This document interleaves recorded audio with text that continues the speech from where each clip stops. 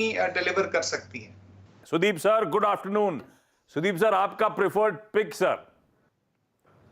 आशीष जी, पहले तो मैं दीपावली और नए साल का शुभकामनाएं सबके लिए देता हूं। Thank you sir. और उम्मीद करता हूं कि अगला साल सबका बहुत अच्छा रहे, मुनाफेदार रहे। शेयर्स की अगर बात करें, जिसके लिए हम यहाँ आए हैं, देखिए एक सेक्टर हम सारे जो विशेषज्ञ हैं इनको लगता है कि बहुत अच्छा परफॉर्म करेगा इस फाइनेंशियल ईयर में और शायद अगला फाइनेंशियल ईयर में भी, वो है बीएफएसआई। बहुत पिट गया था ये सेक्टर और अब सारे जो लक्षण, सारे जो टेलविंड हम कहते हैं इस सेक्टर के पीछे है।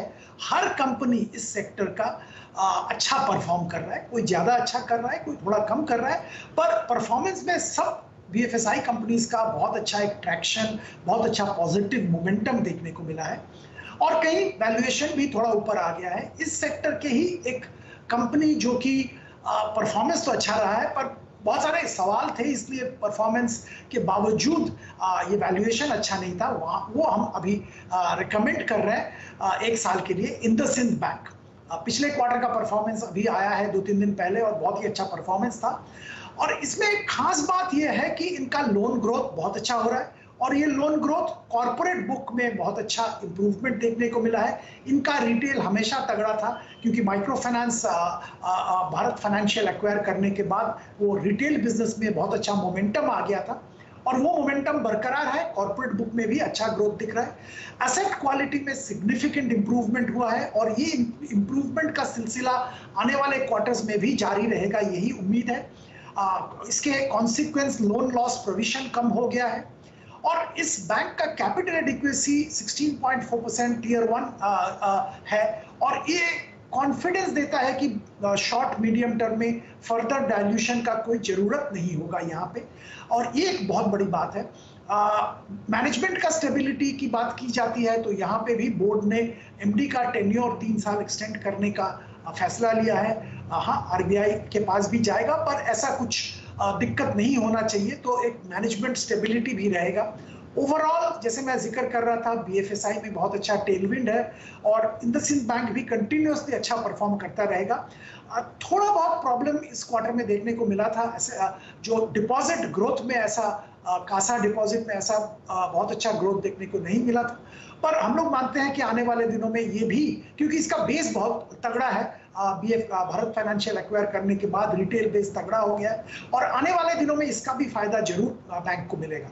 ओवरऑल 1 साल का नजरिया 1450 रुपए का टारगेट, खरीदारी कर सकते हैं संबत से संबत तक। पैमाने पे इसके नंबर्स स्ट्रॉन्ग, स्ट्रीट का जो कन्विक्शन खत्म हो रहा था, डर लगने लगा था यस बैंक के इवेंट के साथ साथ कुछ कोनोटेशंस यहां पे ड्रॉ होने शुरू हुए थे, उसके बाद से देखिए क्या कन्विक्शन लौट रहा है और अब परफॉर्मेंस भी देखिए आप इस क्वार्टर के नंबर्स की। इंडसइंड बैंक पसंद आ रहा है सुदीप सर को, 1450 तक के टारगेट्स के लिए अप्रोच करने के मौके।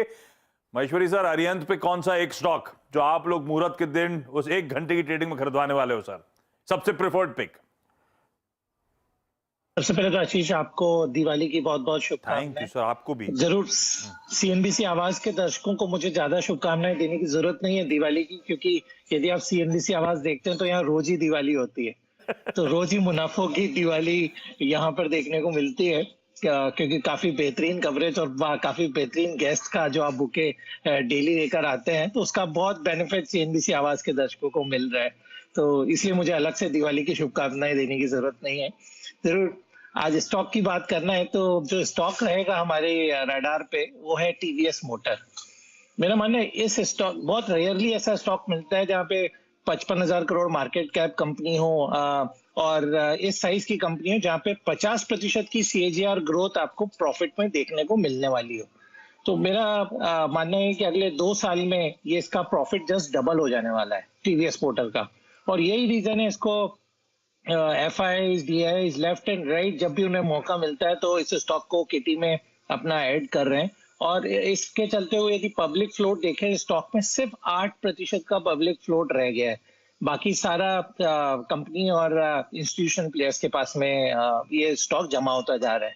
तो क्योंकि रीजन ये है कि जो मार्केट शेयर बजाज ऑटो और हीरो मोटर का लूज कर रहे हैं वो टीवीएस उसको पूरी तरह से ग्रैब कर रहा है, क्योंकि उनके जो न्यू लॉन्चेस हैं वो ज्यादा स्टाइलिश हैं, ज्यादा माइलेज उनकी गाड़ियां दे रही हैं और जो ईवी सेगमेंट में भी उनका जो iQube करके उनका व्हीकल है उसको भी काफी अच्छा रिस्पांस मिल रहा है, क्योंकि 1 लाख रुपए से कम की रेंज में उन्होंने ये प्रोडक्ट लॉन्च किया है। तो मेरी सलाह रहेगी बिल्कुल इस दिवाली से अगली दिवाली तक इसको अपने पोर्टफोलियो में बिल्कुल हिस्सा जगह दे। और बेस्ट पार्ट ये है कि यहाँ पे इस स्टॉक में आपको हर क्वार्टर में काफी अच्छी ग्रोथ देखने को मिलने वाली है, क्योंकि टू व्हीलर्स की जो डिमांड है उसमें रूरल और अर्बन दोनों सेगमेंट में एक्सपोनेंशियल ग्रोथ देखने को मिल रही है।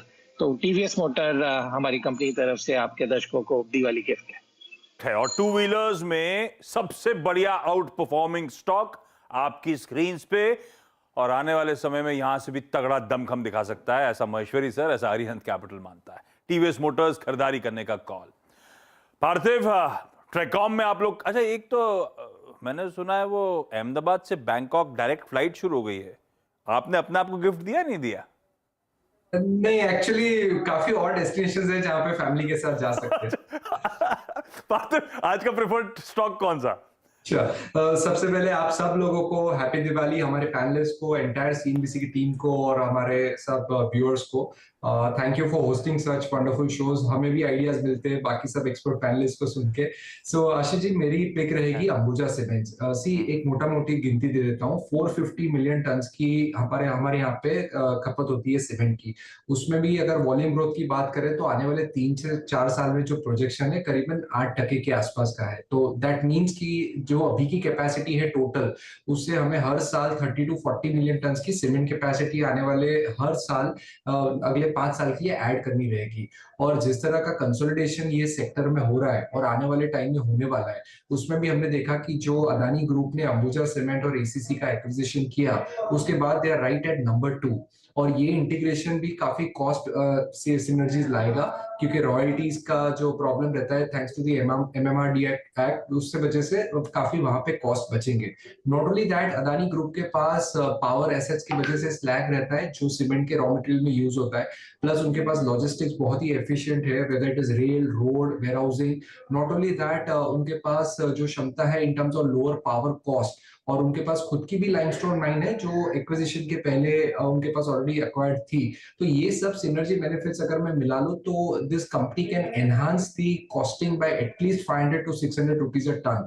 जो अंबुजा सीमेंट 800-900 रुपए एबिटा बाय टन रिपोर्ट करता है, अदानी ग्रुप के under it can easily report somewhere around 1300 to 1400।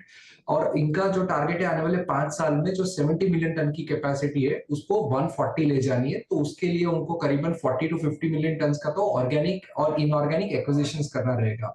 और जब इंडस्ट्री में कंसोलिडेशन होता है, अच्छा प्राइसिंग पावर भी मिलता है। तो हम बहुत बुलिश है, गवर्नमेंट का भी कैपेक्स यहाँ पे है, हाउसिंग सेक्टर का भी बूम दिख रहा है आने वाले 3 से 5 साल के अंदर। तो cement is one of the best proxy place, और उसमें अंबुजा सीमेंट हमें मोस्ट एफिशिएंटली यहाँ पे लग रहा है। अंबुजा सीमेंट्स बहुत बढ़िया मूव पिछले कुछ दिनों में, उसके बाद अब कंसोलिडेशन, और पार्थिव दाव लगा रहे हैं यहां से नए संवत में ये स्टॉक और भी अच्छा आउट परफॉर्मेंस दिखा सकता है। होता साहब, शेर खान में सबसे प्रेफर्ड पिक। आशीष, सभी को दीपावली, धनतेरस और नववर्ष की ढेर सारी शुभकामनाएं। थैंक यू होता साहब। मैं जल्दी से स्टॉक पे आता हूँ। हमारी जो पिक रहेगी वो मिड कैप पेस से रहेगी एपीएल अपोलो। ये कंपनी सबसे बड़ी कंपनी है, स्ट्रक्चरल ट्यूब्स में 55% का मार्केट शेयर है। आने वाले 3 सालों में इसका मार्केट शेयर जो है ऑलमोस्ट 65 to 75% होने वाला है। ये पूरा मार्केट साइज जो है 6 MMT का है, उससे 75% एस्पिरेशन है मैनेजमेंट का कि इनके पास मार्केट शेयर रहे। कैपेसिटी एक्सपेंशन कर रहे हैं, और ये एक प्ले है ना केवल आपका रेजिडेंशियल प्रॉपर्टी में, कमर्शियल बिल्डिंग में, वेयर हाउसेस, फैक्ट्रीज, एग्रीकल्चर, जहाँ जहाँ पे स्ट्रक्चरल स्टील बनती है वहाँ पे ये सबसे बड़ा लीडर है, और यही के इसी के माल की खपत होती है। अगर अर्निंग्स की बात करूँ तो 28% का वॉल्यूम ग्रोथ देखने को मिलेगा 22 to 25 में, और वैल्यू एडेड प्रोडक्ट का जो मिक्स है वो भी 70 to 75% हो जाएगा। अर्निंग कैगर अराउंड 33% है आने वाले 3 सालों में। हाई आरओई कंपनी है, स्ट्रॉन्ग बैलेंस शीट है, और 28 टाइम्स ट्रेड हो रही है FY24 पे, और 21 टाइम्स ट्रेड हो रही है FY25 पे। तो यहाँ पे 1275 का एक इनिशियल टारगेट है, तो मुझे लगता है ये भी टारगेट सरप्राइज कर सकता है आने वाले सालों में।